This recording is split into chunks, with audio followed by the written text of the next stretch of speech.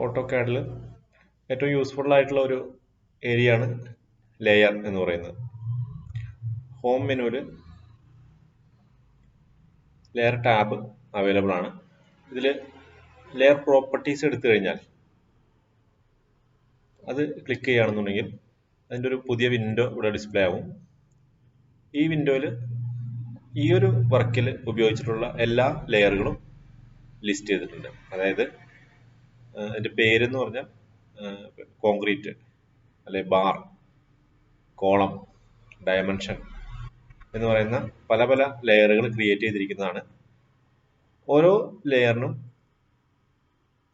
ഓരോ കളറാണ് കൊടുത്തിരിക്കുന്നത്. ഫോർ എക്സാമ്പിൾ ഡയമെൻഷൻ എന്ന് പറയുന്ന ലെയറിന് ഒരു ആഷ് കളറാണ്, കളർ നമ്പർ 252 എന്ന് പറയുന്ന കളറാണ് കൊടുത്തിരിക്കുന്നത്. അപ്പോൾ കളറിൽ ക്ലിക്ക് ചെയ്തിട്ടുണ്ടെങ്കിൽ നമുക്ക് ഏത് ടൈമിലും അത് ചേഞ്ച് ചെയ്യാവുന്നതാണ്. ഇപ്പോൾ യെല്ലോ ആക്കണമെന്നുണ്ടെങ്കിൽ ഇവിടെ യെല്ലോ ആക്കാവുന്നതാണ്. ഇനി അതുപോലെ തന്നെ അതിൻ്റെ മറ്റ് പ്രോപ്പർട്ടീസും കൂടെ മാറ്റാൻ സാധിക്കും.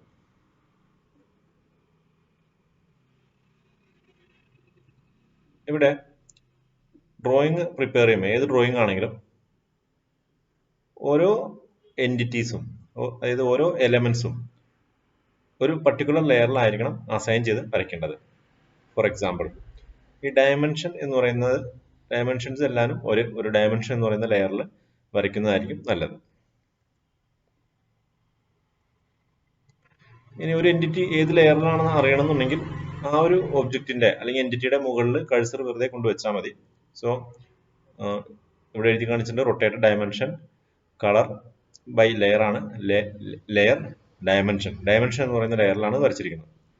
ഇനി ഈ ഒരു ലൈൻ അത് വരച്ചിരിക്കുന്നത് വാൾ എന്ന് പറയുന്ന ലെയറിലാണ് വരച്ചിരിക്കുന്നത്.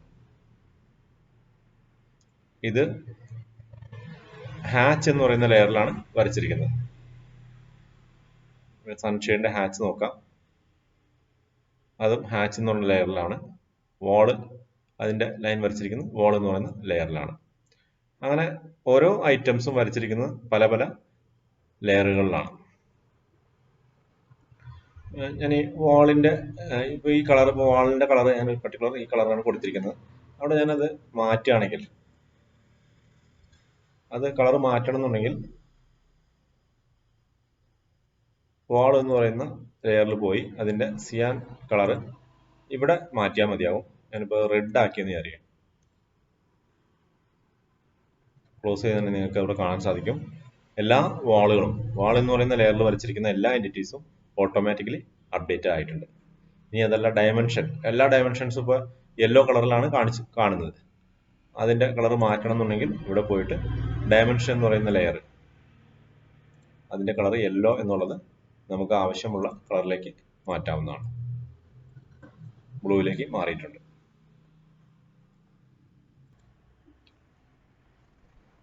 അപ്പോൾ ഈ ലെയർ പ്രോപ്പർട്ടീസിൽ കാണിച്ചിരിക്കുന്ന എല്ലാ ലെയേഴ്സും ക്രിയേറ്റ് ചെയ്തിരിക്കുന്നതാണ്. ഇവിടെ 10-40ഓളം ലെയറുകൾ കിടക്കുന്നുണ്ട്. ഇതെങ്ങനെയാണ് ഒരു പുതിയ ലെയർ ക്രിയേറ്റ് ചെയ്യുക, ഇനി ഒരു ഒബ്ജക്റ്റ് വരയ്ക്കുമ്പോൾ, ഒരു ലൈൻ വരയ്ക്കുമ്പോൾ അത് എങ്ങനെയാണ് ഒരു പർട്ടിക്കുലർ ലെയറിലേക്ക് അസൈൻ ചെയ്യുക എന്നുള്ളത് പറഞ്ഞുതരാം. പുതിയൊരു ലെയർ ക്രിയേറ്റ് ചെയ്യണമെങ്കിൽ ഇവിടെ മുകൾ ഭാഗത്തായിട്ട് ന്യൂ ലെയർ അല്ലെങ്കിൽ ഓൾഡ് എൻ എന്ന് പറയുന്ന ബട്ടൺ പ്രസ് ചെയ്താൽ മതി. ന്യൂ ലെയർ എന്ന് പറയുന്ന സിമ്പിൾ കാണുന്ന സ്ഥലത്ത് ക്ലിക്ക് ചെയ്യുക. അപ്പോൾ ഇവിടെ ഒരു പുതിയൊരു ലെയർ 1 എന്ന് പറഞ്ഞ പേര് വരും.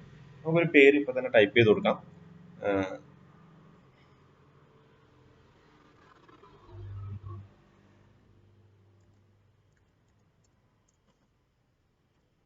ടെസ്റ്റ് 1 എന്ന് പറയുന്നതാണ് ലെയറിന്റെ പേര്.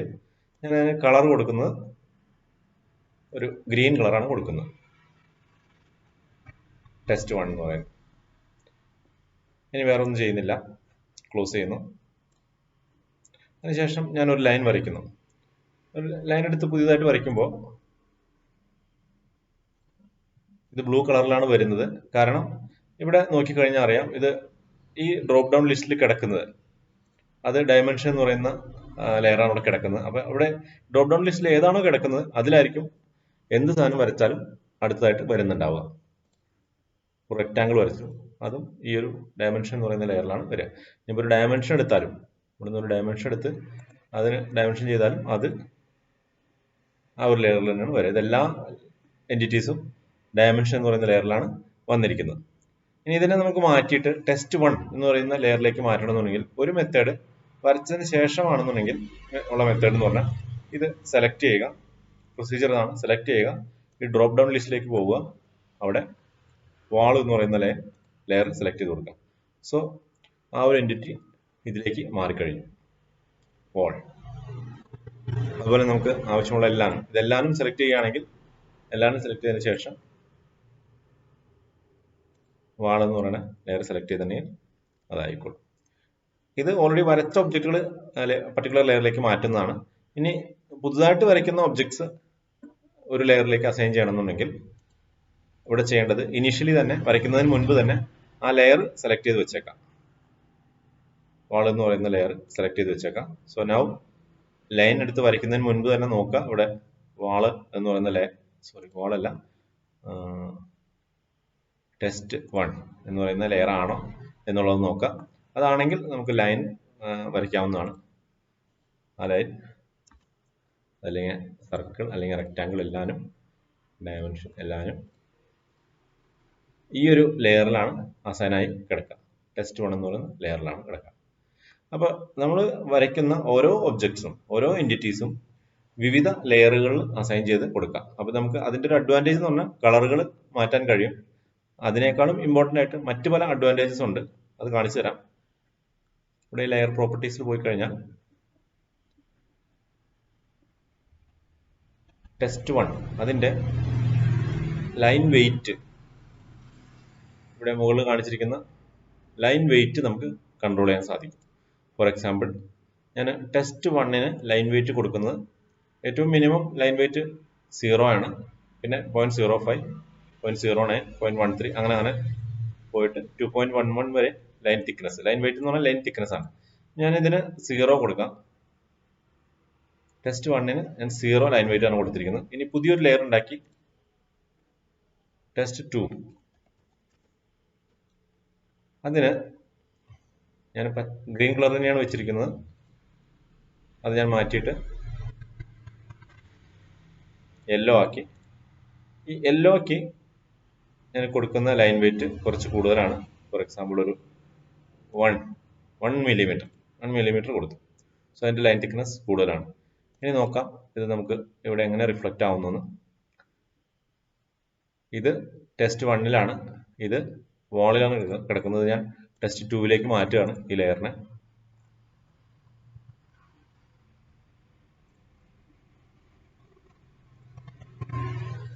Test 2, yes. ഇപ്പോൾ കാഴ്ചയിൽ തന്നെ നിങ്ങൾക്ക് മനസ്സിലാവും ആ ഒരു ഡിഫറൻസ്. പച്ച ടെസ്റ്റ് 1 ആണ്, അതിന് ലൈൻ തിക്നെസ് വളരെ ചെറുതും.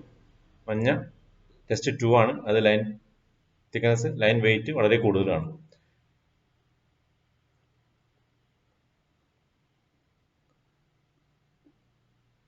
ഇതിന്റെ പ്രിന്റ് ക്വാളിറ്റി നോക്കിക്കഴിഞ്ഞാൽ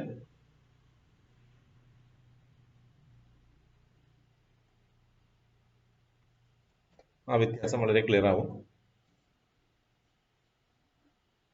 മോണോക്രോം തന്നെ എടുക്കാം. പ്രിന്റ് എടുക്കുമ്പോൾ എപ്പോഴും ശ്രദ്ധിക്കാം മോണോക്രോം എന്നുള്ള ഓപ്ഷൻ എടുക്കാം.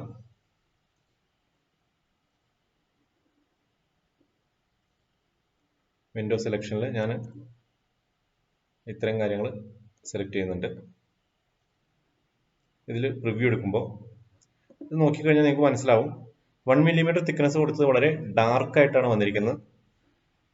0 ലൈൻ വെയിറ്റ് കൊടുത്തിരിക്കുന്ന ലൈൻ തിന്നായിട്ടുള്ള ലൈനാണ്. അപ്പോൾ നമുക്ക് തിക്നെസ് കൂട്ടാനും കുറയ്ക്കാനും സാധിക്കും ലൈൻ വെയിറ്റ് അഡ്ജസ്റ്റ് ചെയ്തുകൊണ്ട്.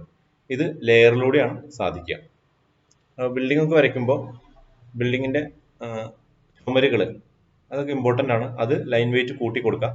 ചുമരുകളൊക്കെ ഒരു 0.4 മില്ലിമീറ്റർ അല്ലെങ്കിൽ 0.3 മില്ലിമീറ്റർ വരുന്ന രീതിയിൽ ചെയ്യാം. ഈ പുറം ചുമരുകൾ ഡയമെൻഷൻ ലൈനൊക്കെ വളരെ തിന്നായിട്ട് കൊടുക്കാം. അപ്പോൾ നമുക്കത് നോക്കാം. ഞാൻ അതിനകത്ത് ഡയമെൻഷന് ഓൾറെഡി 0.05 വളരെ ചെറിയ തിക്നെസ് ആണ് കൊടുത്തിരിക്കുന്നത്. ഇനി വാളിന് കൊടുത്തിരിക്കുന്നത് ഏതാണെന്ന് നോക്കാം. 0.25 ആണ്. ഞാൻ കുറച്ചുകൂടി കൂട്ടാം, 0.4 ആക്കിയിട്ടുണ്ട്. അതുപോലെ പ്ലാനിലുള്ള അത് കോൺക്രീറ്റ് എഡ്ജസ് എന്ന് പറഞ്ഞാണ് മാർക്ക് ചെയ്തിരിക്കുന്നത്. അതും 0.4 ആക്കിയിട്ടുണ്ട്. ഇനി നോക്കാം. ഇപ്പൊ ഡ്രോയിങ്ങിൽ കുറച്ച് വ്യത്യാസം വന്നതായി കാണാം. ഇനി ഇതിന്റെ പ്രിന്റ് പ്രിവ്യൂ എടുത്ത് നോക്കാം.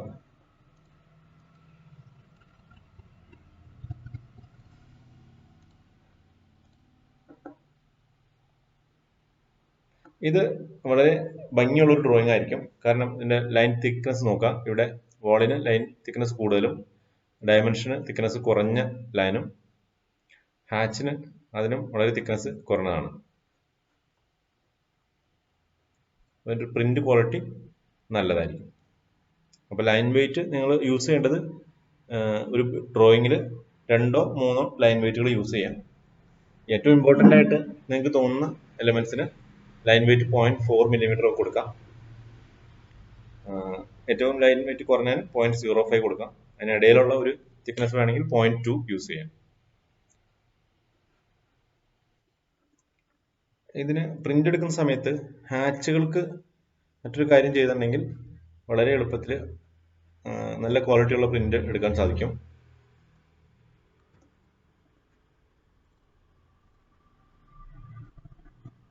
അതിനകത്ത് നിങ്ങൾക്കൊരു കാര്യം, ഹാച്ച് അല്ലെങ്കിൽ ഷെയ്ഡിന്റെ വളരെ ലൈറ്റ് ആയിട്ടാണ് വന്നിരിക്കുന്നത്. ഇവിടെ ചെയ്തിരിക്കുന്ന മെത്തേഡ് ഇതാണ്. ഇതിൽ മോണോക്രോം .ctb സെലക്ട് ചെയ്യുന്ന സമയത്ത് അതിന്റെ റൈറ്റ് സൈഡിൽ വന്നിരിക്കുന്ന ഇവിടെ ഫ്രം ഫോം വ്യൂ എന്ന് പറയുന്ന ഓപ്ഷൻ ഉണ്ട്. അതിൽ നിങ്ങൾക്ക് ഈ ഡയമെൻഷന്റെ കളർ ഏതാണെന്ന് നോക്കാം. സോറി, ഡയമെൻഷൻ അല്ല, ഹാച്ചിന്റെ കളർ. ഞാനിവിടെ ഹാച്ചിന്റെ കളർ കൊടുത്തിരിക്കുന്നത് എല്ലാ ഹാച്ചിന് 254 എന്ന് പറയുന്ന കളറാണ് കൊടുത്തിരിക്കുന്നത്. അപ്പോൾ ഈ 254 എന്നുള്ള കളർ സെലക്ട് ചെയ്യുമ്പോൾ ഇവിടെ സ്ക്രീനിങ് എന്ന് പറയുന്ന ഒരു പോർഷൻ ഉണ്ട്. അവിടെ 65 ആണ് ഇട്ടിരിക്കുന്നത്. 65% സ്ക്രീനിങ് ലൈറ്റർ ആക്കാനാണ് പറഞ്ഞിരിക്കുന്നത്. ബാക്കി ഏത് കളർ എടുത്താലും ഇപ്പോൾ 253, 252 അതെല്ലാം 100 ആണ്. ബാക്കി ഏത് കളർ കൂടെ നോക്കിയാലും 100 ആണ് ഇവിടെ സ്ക്രീനിങ് കിടക്കുന്നത്. പക്ഷെ കളർ നമ്പർ 254 ലൈറ്റ് ആഷ് കളറാണ്, അതിന് 65 ആണ് ഇട്ടിരിക്കുന്നത്. അപ്പൊ ഈ ലൈറ്റ് ആഷ് കളർ ഇട്ടിരിക്കുന്നത് ഹാച്ചിനാണ്. അത് നോക്കാം. ഹാച്ച് എന്ന് പറയുന്ന ഒരു ലെയർ ക്രിയേറ്റ് ചെയ്തിട്ടുണ്ട്. അതിന് 254 ആണ്. ഹാച്ച് 2 അല്ല, ഹാച്ച് 254 ആണ് കളർ. അപ്പൊ ഈ 254 വരുന്ന കളറൊക്കെ വളരെ ലൈറ്റ് ആയിട്ട് കാണും. നോക്കാം, ലൈറ്റ് ആയിട്ടാണ് കാണുന്നത്. ഈ ഷെയ്ഡും എല്ലാം ലൈറ്റ് ആയിട്ടാണ് വന്നിരിക്കുന്നത്. ഇനി ഞാൻ അവിടെ അത് 254 എന്നുള്ളത് മാറ്റിയിട്ടുള്ളതും കാണിച്ചു തരാം. ഞാനിവിടെ 254 എന്നുള്ള കളറ് മാറ്റി 253 ആക്കി ഹാച്ചിന്റെ. ഇനി നോക്കാം ചേഞ്ച് എന്താണ് ഉണ്ടായിരിക്കുന്നത് എന്നുള്ളത്.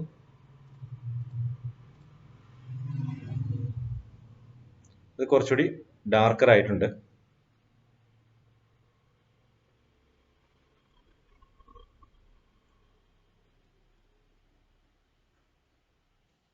ലെയറിന്റെ മറ്റ് ഉപയോഗങ്ങൾ നോക്കാം. ഇവിടെ ലെയർ പ്രോപ്പർട്ടീസിൽ പോയി കഴിഞ്ഞാൽ 1 കളർ അഡ്ജസ്റ്റ് ചെയ്യാം, 2 ലൈൻ വെയിറ്റ്. ഇനി അടുത്തത് ഇവിടെ കുറച്ച് ഓൺ ചെയ്യാൻ ഉള്ള ഓപ്ഷൻ ഉണ്ട്. നമുക്ക് ഏത് ലെയർ വേണമെങ്കിലും അറ്റ് എ ടൈം ഓൺ ചെയ്ത് വെക്കാം അല്ലെങ്കിൽ ഓഫ് ചെയ്ത് വെക്കാം. ഫോർ എക്സാമ്പിൾ ഡയമെൻഷൻ എല്ലാം ഓഫ് ചെയ്ത് ചെയ്യുകയാണെങ്കിൽ സ്ക്രീനിൽ നോക്കാം.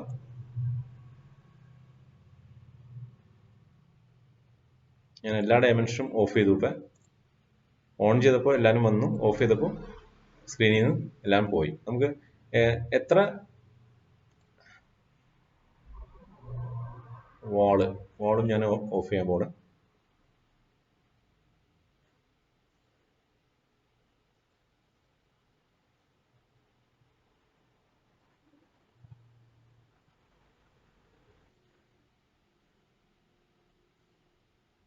വാളും ഓഫ് ചെയ്തിരിക്കുകയാണ്. ഇവിടെ നോക്കുക, ഡയമെൻഷൻ പോയി, ചുമരിന്റെ ലൈൻ എല്ലാം പോയി, ഷെയ്ഡ് മാത്രമേ ഇവിടെ കാണുന്നുള്ളൂ. ഇതൊന്നും ഡിലീറ്റ് ആയിട്ടില്ല, ഇവിടെ എല്ലാം ഉണ്ട്. പക്ഷെ നമുക്ക് വരയ്ക്കാൻ എളുപ്പത്തിന് വേണ്ടിയിട്ട് ഓഫ് ചെയ്ത് വെച്ചതാണ്. അപ്പൊ ആ ലെയറിലുള്ള എല്ലാ കാര്യങ്ങളും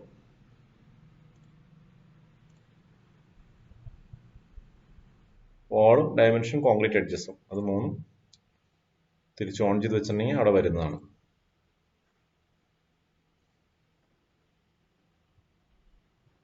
ഡ്രോയിങ് ഒക്കെ ക്ലംസി ആയിട്ടിരിക്കുന്ന സമയത്ത് ഈ ഒരു ഓൺ ഓഫ് ഇത് ചെയ്യാൻ പറ്റും. ഇനി ഫ്രീസ് ചെയ്യണമെങ്കിൽ അല്ലെങ്കിൽ ലോക്ക് ചെയ്യണമെങ്കിൽ അതും ചെയ്യാൻ പറ്റും. ലോക്ക് ചെയ്തതിന് ഒരു പർട്ടിക്കുലർ ലെയർ ലോക്ക് ചെയ്തിട്ടുണ്ടെങ്കിൽ നമ്മൾ എഡിറ്റ് ചെയ്യുന്ന സമയത്തൊന്നും അത് അഫക്റ്റ് ആവില്ല, അതിനെ എഡിറ്റ് ചെയ്യാൻ സാധിക്കില്ല. ഡയമെൻഷൻ എന്ന് പറയുന്ന ലെയറിനെ ഞാൻ ലോക്ക് ചെയ്ത് വെച്ചു.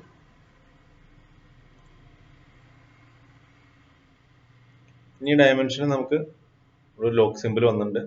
ഡിലീറ്റ് ചെയ്യാനോ ഒന്നും ചെയ്യാൻ സാധിക്കില്ല, ഇത് ഡിലീറ്റ് ആവില്ല. പക്ഷെ ഇത് ഡിലീറ്റ് ആവും, ഇതെല്ലാം ഡിലീറ്റ് ആവും. ഇത് നമുക്ക് ഫോർ എക്സാമ്പിൾ ഇതെല്ലാം ഞാൻ സെലക്ട് ചെയ്തു,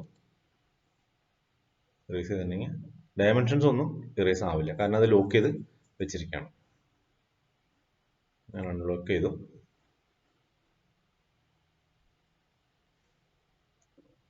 നമുക്ക് വാൾ ലൈൻ മാത്രം സെലക്ട് ചെയ്യണമെങ്കിൽ ബാക്കി എല്ലാ ലെയറുകളും ഓഫ് ചെയ്ത് വെക്കാം, എന്നിട്ട് വാൾ ലെയർ മാത്രം ഓൺ ചെയ്ത് വെക്കാം. അതായത് ഇവിടെ കൺട്രോൾ എ ബട്ടൺ ഞെക്കി കഴിഞ്ഞാൽ എല്ലാം സെലക്ട് ആയി. ഇതിൽ ഞാൻ എല്ലാ ലെയറും ഓഫ് ചെയ്ത് വെച്ചു. അതിനുശേഷം വാൾ ലെയർ മാത്രം ഓൺ ചെയ്തു. സോ ഇത് മാത്രം കോപ്പി ചെയ്ത് പേസ്റ്റ് ചെയ്യണമെങ്കിൽ, വേറെ സ്ഥലത്ത് പേസ്റ്റ് ചെയ്യണമെങ്കിൽ ഈസി ആയിട്ട് സാധിക്കുന്നതാണ്. അതിനുശേഷം ഓൺ ചെയ്യാം.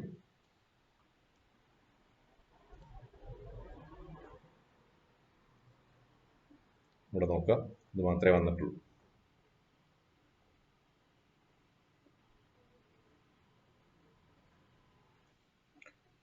അപ്പോൾ എല്ലാ ഡ്രോയിങ്ങുകളും ഇനി മുതൽ ലെയറിൽ ക്രിയേറ്റ് ചെയ്ത് പഠിക്കാം.